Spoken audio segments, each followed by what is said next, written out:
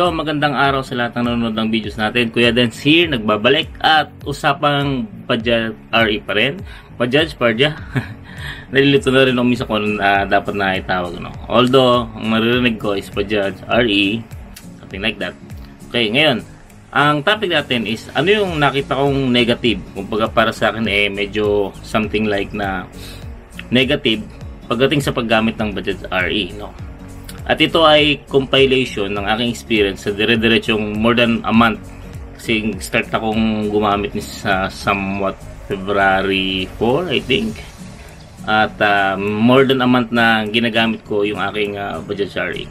So, may mga nakita kong negative. Of course, gagawa rin tayo ng video ano yung mga positive na nakita natin patungkol sa ating Bajaj, sa mga nanonood na mayroon ding mayari. And ginagamit ko to pagpasok sa trabaho. Ginagamit ko to pagka kami ay namamalengke at kung saan-saan pa akong namamasyal ang family at aking wife, no? So meron akong nilista dito na 8, ayan, at may isang special mention na mga negative na nakita ko sa Bajaj RE. Okay? So simulan na natin ang ating balitaktakan. So isa una nating listahan na ng negative na nakita ko sa Bajaj is the reverse itself. Ayan, number 1, reverse. No? So, kailangan mo pang mag-i-taas yung lever para mag-reverse for the Bajaj. Hindi siya sinama doon sa talagang cambio. No? But for me, something this is also a positive. Ano?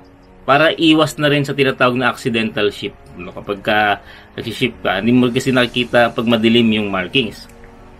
At least, pag nakakwarta ka, no, makalimutan mo, bigla kang nag-shift, no, tapos nasa baba yung reverse, doon medyo magkakaproblema ka sa gear, baka masira pa yung gear mo.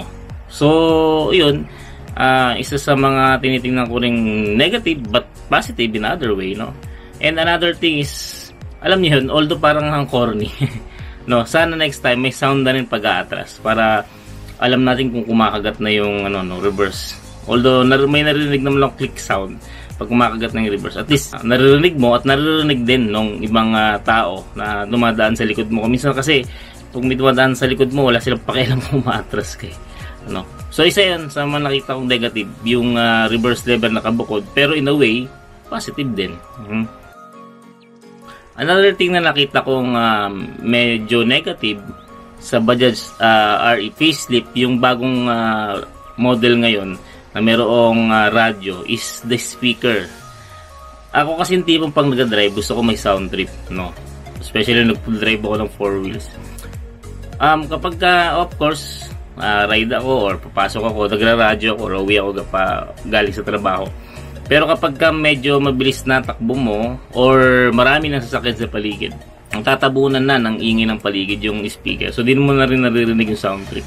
Kapag dire-diretso naman ang biyahe mo, tapos tumataas na yung RPM, syempre, may ingay na yung makina. Minsan, natatabunan na ng ingay ng makina yung tunog ng speaker. So, di mo na marinig. Technically, maganda siguro speaker, mas malaki. Pero naman to, mariremedyohan naman to, dagdag ka ng speaker, yun ang pinakamagandang gawin. So yun din iniisip ko, baka pwedeng dagdagan ng speaker si Bajaj ko para kapag nagsa-sound trip, talagang sound trip, no? So yun, isa sa mga negative na nakita ko yung speaker, yung default speaker na nakakabit, medyo mahina. Okay? Ito para sa akin isa ring negative as dating nagda-drive ng 4-wheel, ano? Walang rear mirror ang Bajaj. May capability siyang umatras, wala siyang rear mirror. Importante yun eh. Although ako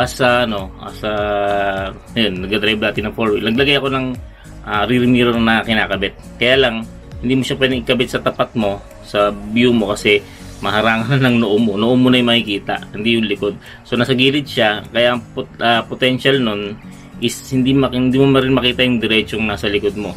So there was a time nga na umaatras ako, hindi ko napansin, meron palang biglang tumawid.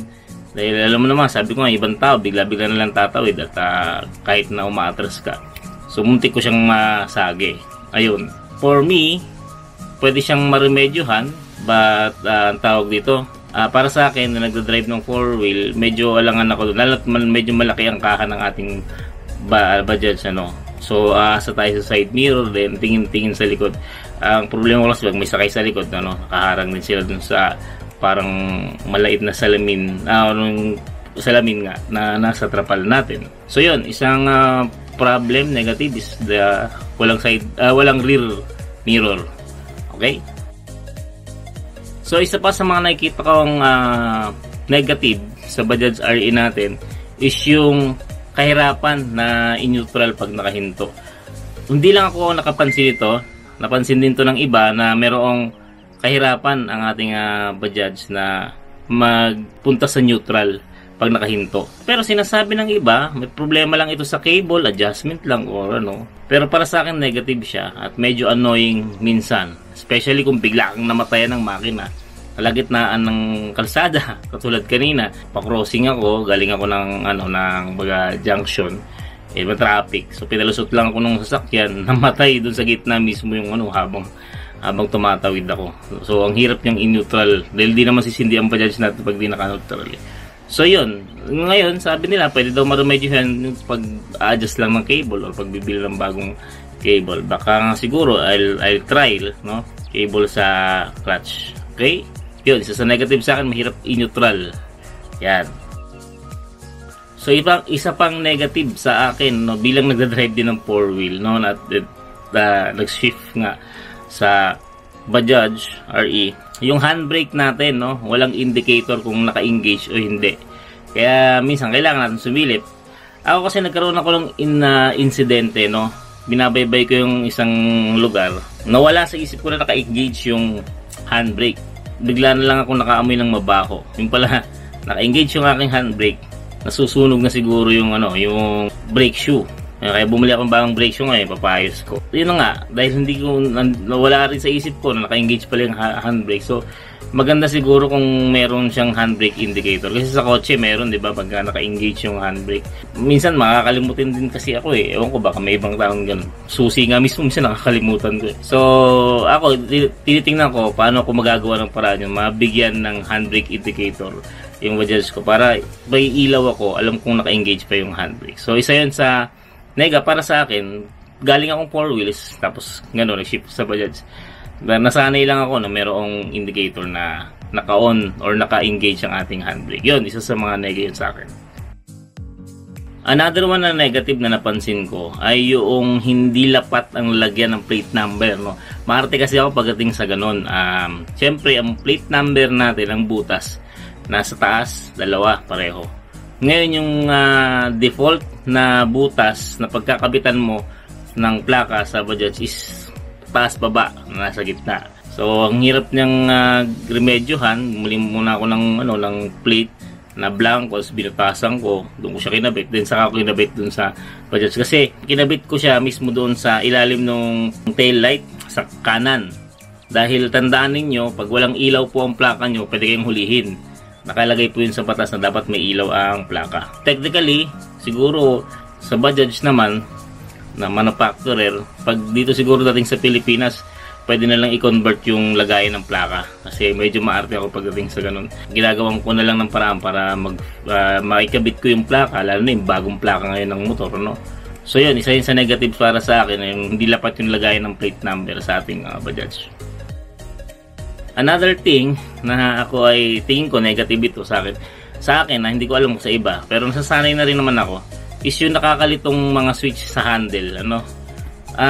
Kasi sa motor, yung nagbumotor din kasi ako, yung busina nandito, no, sa left. Pero dun sa Bajaj nasa kanan.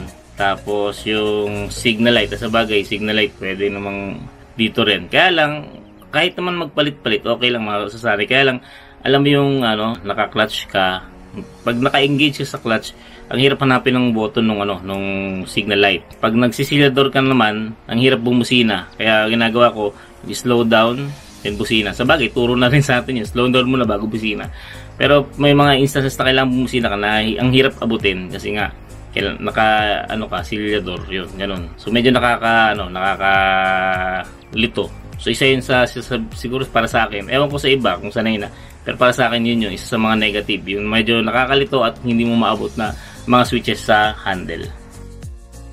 Another one, hindi ko alam kung ako lang ang nakakaranas nito. Pagdating dun sa RE payslip ko, yung bagong edition, yung may pintuan sa likod na no, hindi lapat yung lock ng pintuan dun sa body.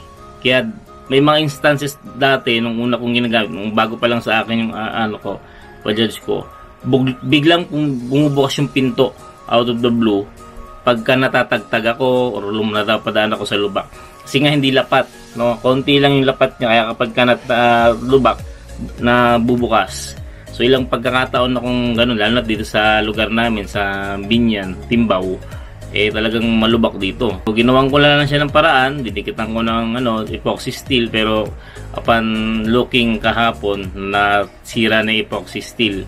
So gagawa ulit ako. Pero kahit naman nasira na epoxy steel, nawala na rin naman yung bigla-bigla siyang bumubukas. Problema ko, na-remedyohan ko yung nasa kaliwa, yun yung unang yung sa kanan naman, minsan bigla-bigla rin bumubukas. So may remedyo naman, magagawa na lang pa. Kaya lang ang hirap kasi pag biglang bubukas habang nasa biyahe ka, hindi mo maisasara basta-basta kasi syempre gamit mo yung dalawang kamay. So yun yung isa kong pansing nega sa Bajaj RE, no? Yung walo na yon. Ulitin natin yung walo na yon. Meron tayong yung sa reverse lever, pero para sa akin negative na positive siya in a way. And yung speaker mahina kapag masyado ng maraming sakyan or dire-diretso na yung biyahe mo at mataas na yung tunog ng iyong makina. So isa pa yung walang rear mirror. Pag nagre-reverse ka, medyo mahirap kasi may kaha, hindi katulad sa motor. Okay lang sa side mirror ko tumingin pagka tinutulak ko pa atras or pag sa kotse kasi meron ka namang rear mirror. So, naglagay naman ako yung dinidikit. Medyo lang, hindi mo makita na maayos yung likod. Siguro ang pinakamaganda talagang gawin nun, lagyan ng na dashcam yung Bajaj para may camera ka palikod. So, medyo may kahirapang in-neutral or may kahirapan talagang in-neutral ang Bajaj natin. Ang sabi ng iba, nare-remedyohan. Tingnan natin. Sa akin, part ko, ga-update ako. Another one is walang handbrake indicator as galing sa 4-wheel nag-shift. Pag hindi mo makita kung naka-engage pa o hindi yung handbrake. So, hindi lapat yung lagayan ng plate number 6, no? Kasi iba yung butas ng lagayan ng plaka ng Bajaj sa plaka natin dito sa Pilipinas. Siguro maganda nun sa manufacturer, gumawa sila talaga ng lagayan ng plaka na lalapat yung plaka sa Pilipinas sa Bajaj. And then yung pang-pito, yung nakakalitong switch sa handle or minsan di mo maabot. Ayan, medyo para sa akin negative. And then of course yung pintuan ng facelift RE na bagong model, bigla-biglang bumubukas kasi hindi lapat yung lock. Ayan. So yun, yung walong nakita kong negative. So, bibigay lang ako ng special mention na negative sa ating Bajaj RE.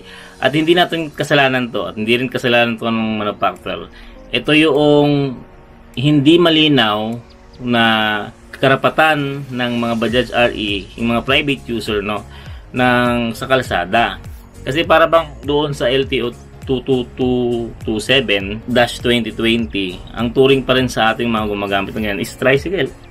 Kasi halos ipinaparehas nila yung karapatan natin sa daanan sa binibigay na sa tricycle. Kaya nadi-discourage yung ibang bumili kasi parang feeling nila hindi naman nila magagamit sa malayuan. Although nauuso naman ngayon. Siguro there will be a time na mapapayagan tayo, no? Hindi tayo tuturing naka-tricycle. And I hope so, kung may nanonood mang taga LTO dito, I hope so na mangyari yun, ano? Sana. Okay? Na magkaroon na ng linaw, no? Hindi na gray area ang Bajaj RE o anumang 3-wheelers pagdating sa kalsada. Okay? So yun po ang aking negative para sa ating Bajaj RE. Pero karaniwan naman to ay nagagawa ng paraan. Yan. Kung gusto mo talagang maging Bajaj RE user, itong mga bagay na binabanggit ko ay nagagawa ng paraan, no? Sabi nga nila, wala namang perfectong sasakyan talaga eh. Pag ginamit mo talagang yun na yun. Kahit naman bumili ka ng bago at ibang klase ng sasakyan, rather, may makikita ka pa rin parang hindi mo feel, o hindi ganito, ganyan. Kaya ako, nung nagkaroon ako ng Bajaj, nakita ko, okay ito. Pero nakaka-adapt naman, no? So, natutuwa pa rin ako sa kanya bilang sasakyan. Yung mga katrabaho ko, natutuwa kasi sasakyan palang ganyan. At yung iba, interesado, no? Kaya yung isang nakausap ko kanina nga lang, interesado siyang magkaroon. Sabi ko, be aware sa ganitong sasakyan and paano natin siya gagamitin, pwede ba siya sa ganito, ganyan. Yun lang naman ang sinasabi ko sa kanila. So I hope maging ano to doon sa mga bago rin kukuha ng Bajaj. Ngayon, meron akong video kung saan siya pwedeng gamitin kalsada sa mga nag-iisip na bumili ng ganito. And of course, gagawa rin naman tayo ng videos na ano yung positive. Ibig sabihin, parang kagandahan na meron kang Bajaj RE. Inuna ko lang tong negative kasi parang ano, no, para makita din ng mga ibang nag-research. Kasi ako nag-research ako dati bago ako pag-avail ng Bajaj RE. Ano yung pangit na pwede nating makita sa Bajaj RE? So ako naman, experience-wise, ito namang nabanggit kong negative ay tolerable naman and pwede namang gawa ng paraan. So, magkita-kita ulit tayo sa susunod na videos. I hope makapag-record ako ulit ng videos. Ang susunod na tatalakayin ay ang mga positive sa ating Bajaj RE. So, alam nyo nang gagawin. Share our videos, like, and subscribe na rin sa hindi pa mga nakasubscribe. So, Kuya Dens, para sa mga Bajaj RE users, so, mabuhay tayo at ride safe always. Thank you very much.